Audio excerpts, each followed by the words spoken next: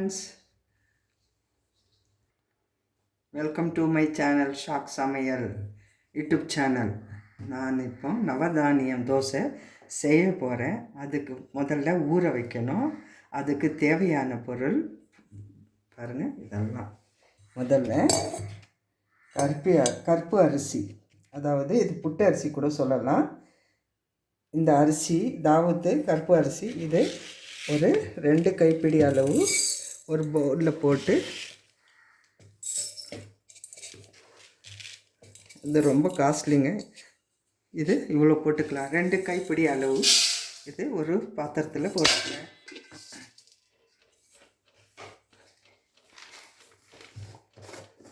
இது பச்சை காராமணி ஒடிச்சது.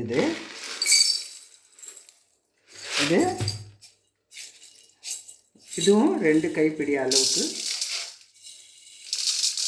போட்டுக்கிறேன். இது ஜவ்வார், இது சப்பாத்திக்கு ஜவ்வார், இது ஜவ்வாருன்னு சொல்லுவாங்க இதுக்கு. இது ஹிந்தியில்.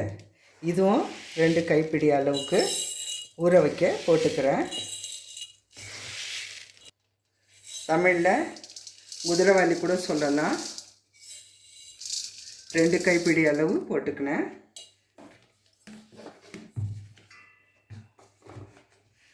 இது இப்போ பச்சை பட்டாணி வாங்குகிறோம் பாருங்கள், அதே மாதிரி இது வெள்ளை பட்டாணி. இது 2 கைப்பிடி அளவு ஊற வைக்கிற போட்டுக்கினேன்.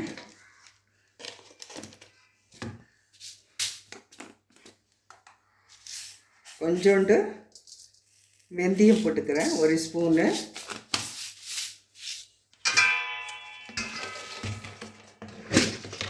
இது கருப்பு உளுந்து, இதுவும் 2 கைப்பிடி அளவு போட்டுக்கிறேன்.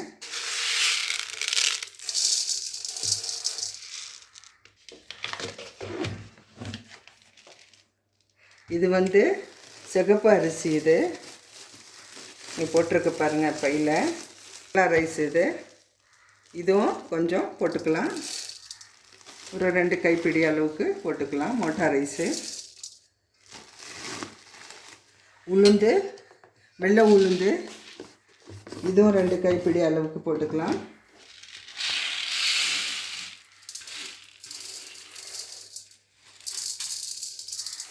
ரெண்டு கைப்பிடி அளவு போட்டுக்கலாம். இது பெயர், இந்த தோசைக்கு பெயர் நவதானியம். இந்த தோசைக்கு பெயர்.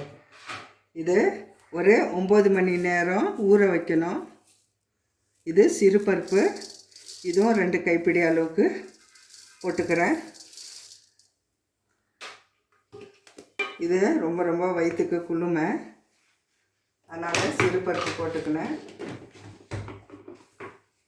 இது ப்ரௌன் ரைஸ். இது பாருங்கள், தாவத்து ப்ரௌன் ரைஸு. இதுவும் 2 கைப்பிடி அளவு போட்டுக்கிறேன்.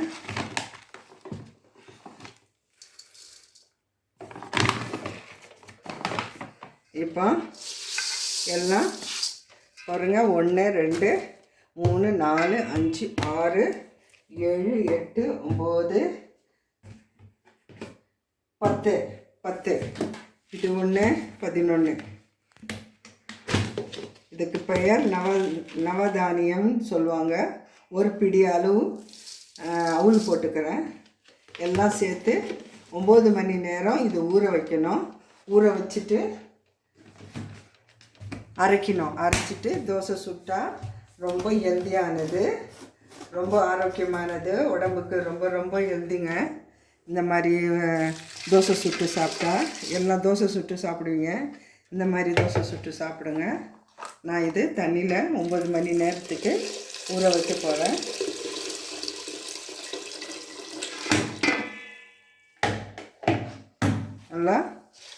எல்லாம் போட்டு ஊற வச்சுருக்கிறேன். இந்த தண்ணி கழுவி எடுத்துட்டு வேறு தண்ணி மாற்றிக்கலாம். பாருங்கள், இது நவதானியம் தோசை கிரைண்டரில் போடுறேன். 9 மணி நேரம் ஊற வச்சு இது போடணும். தண்ணியோடு அப்படியே போடணும். ஒரு 2 டம்ளர் தண்ணி தான் போட்டிருக்கிறேன். ஏன்னா இதெல்லாம் பருப்பு இருக்கிறதுனால தண்ணி அதிகமாக போட்டால் தான் நல்லா அரைப்படும்.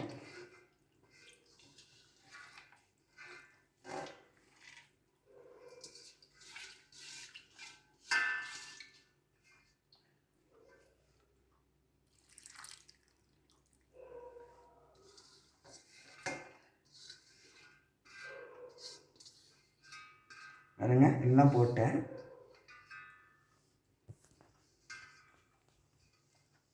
எல்லாம் போட்டாச்சு.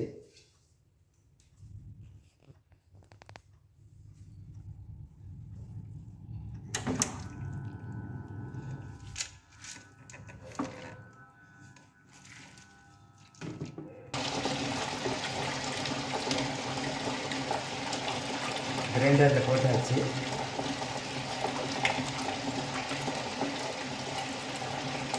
நல்லா நைஸாக அரைக்கணும். இதோட பச்சரிசி மாவும் கோதுமை மாவும், என்கிட்ட கோதுமை மாவு தான் இருக்குது, கோதுமை இல்லை, பச்சரிசி மாவு இருக்குது, ஸ்பெஷல் மாவு. இது ரெண்டும் கலந்து தோசை போட்டுக்கலாம். இது அரைப்படட்டும், ஒரு 1/2 hour ஆகும். இது ஆசீர்வாத் கோதுமை மாவு. இது ஒரு கரண்டி, 1.5 கரண்டி போட்டுக்கிறேன். இப்போ இது அரிசி மாவு, ஸ்பெஷல் அரிசி மாவு. இது ஒரு அந்த மாவோட 1.5 கரண்டி இதுவும் போட்டுக்கிறேன்.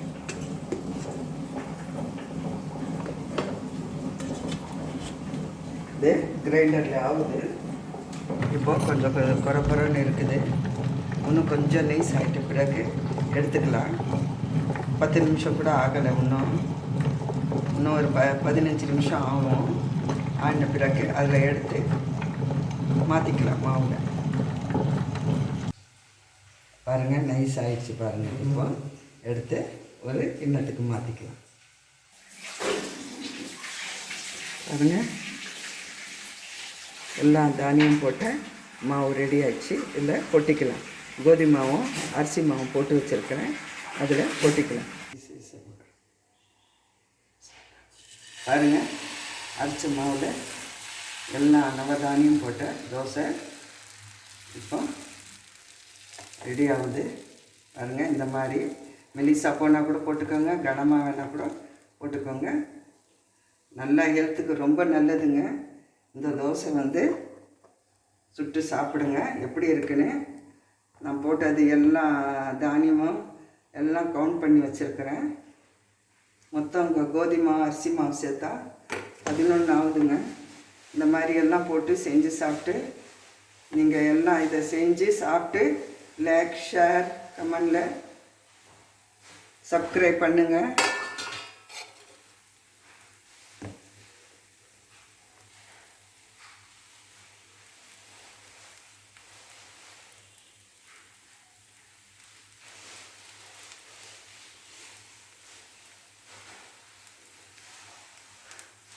நல்லா பொன்னிறமாக ஆகட்டும், அப்போ தான் நல்லாயிருக்கும் தோசை. மாவு பாருங்கள் இந்த மாதிரி இருக்கணும் தோசைக்கு, அப்போ தான் நல்லா வரும்.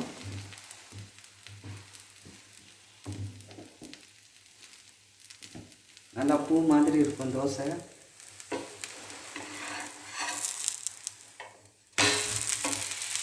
உடனே அரைச்சி உடனே செஞ்சதுனால சரியாக வராதுன்னு நினைக்க வேண்டாம். உடனே அரைச்சி, ஆனால் 9 மணி நேரம் நம்ம ஊற வைக்கிறோம்ல, அதுலேயே எல்லாம் தானியமும் புளிச்சு போயிடும். அதனால அவுள் கொஞ்சம் போடுறோம்ல, ஒரு கரண்டி அவுள் போட்டேன்ல, அதனால் தோசை நல்லா வரும், நல்லா நைஸாக வரும். பாருங்கள் எப்படி இருக்குன்னு தோசையை, நல்லா நைஸாக இருக்குது பாருங்கள். இந்த மாதிரி சுட்டு சாப்பிடுங்க, ரொம்ப உடம்புக்கு நல்லது. கருப்பு உளுந்து, கருப்பு அரிசி, ரொம்ப காஸ்ட்லியான அரிசி, கேரளா ரைஸு, தாவத் அரிசி எல்லாம் போட்டிருக்கிறேன்.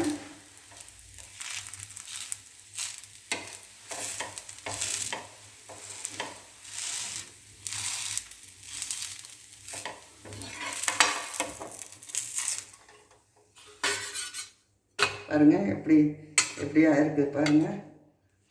ஒன்று கூட போட்டு காட்டுறேன். எவ்வளோ நைஸாக இருக்குன்னு பாருங்கள். ஒரு கரண்டி மாவு தான் போட்டேன்.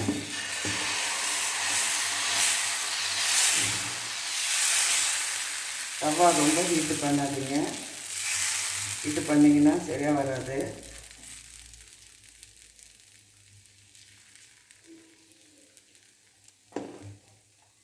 இன்னும் நைஸாக போட்டேன். நான் முக்கால் கரண்டியே போட்டேன். உங்களுக்கு நைஸாக வேணுன்னா நைஸாக சுட்டுக்கலாம்.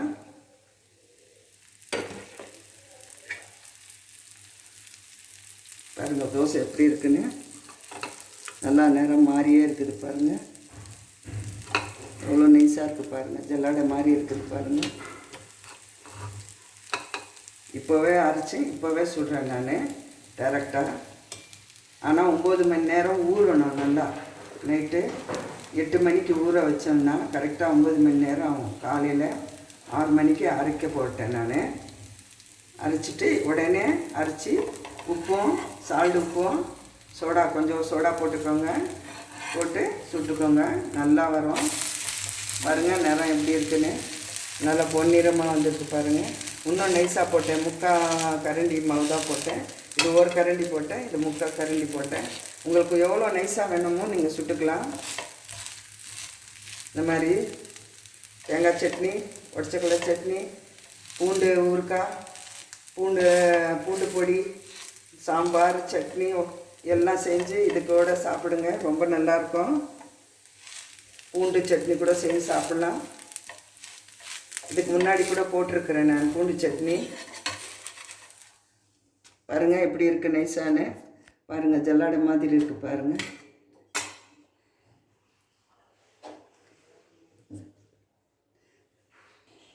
இந்த மாதிரி செஞ்சு சாப்பிட்டு எனக்கு கமெண்டில் எப்படி இருக்குன்னு சொல்லுங்கள். சப்ஸ்கிரைப் பண்ணுங்கள்.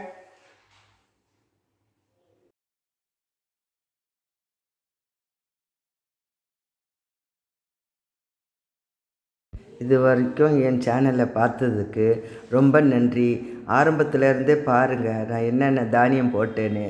இந்த மாதிரி தானியமெல்லாம் போட்டு நவதானியம் போட்டு இந்த மாதிரி தோசை சுட்டு சாப்பிட்றதுனால நார்ச்சத்து ரொம்ப இருக்குது. உடம்புக்கு ரொம்ப ரொம்ப ஆரோக்கியம். ஹெல்த்து நல்லாயிருக்கும். சுகர் கம்ப்ளைண்ட்டு பிபி எல்லாம் இருக்கிறவங்களுக்கு இதெல்லாம் குறையும். இந்த மாதிரி தோசை சுட்டு சாப்பிட்டுங்க. இல்லை முட்டி வலி இருக்கிறவங்க கூட சாப்பிட்லாம். ரொம்ப நல்லாயிருக்கும். இதோட சட்னி சாம்பார் எதுவும் வச்சுக்கின்னு சாப்பிட்லாம். என்ன எது வேணால் கூட நீங்கள் முட்டை போட்டு கூட சாப்பிட்லாம். ரொம்ப நல்லா ஹெல்த்தியாக இருக்கும்.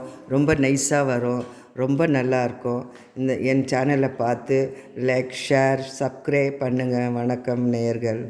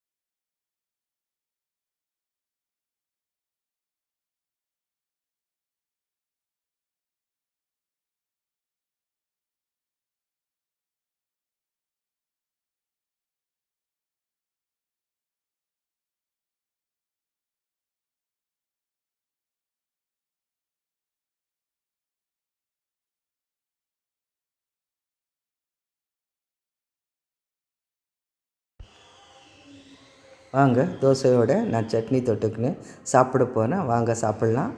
இது பார்த்த நேயர்களுக்கு ரொம்ப சந்தோஷம். எனக்கு ரொம்ப பேர் எனக்கு நல்லா இருக்குதுன்னு சொல்கிறாங்க. என் சேனலுக்கு சப்ஸ்கிரைப் பண்ணுங்கள். பாய்.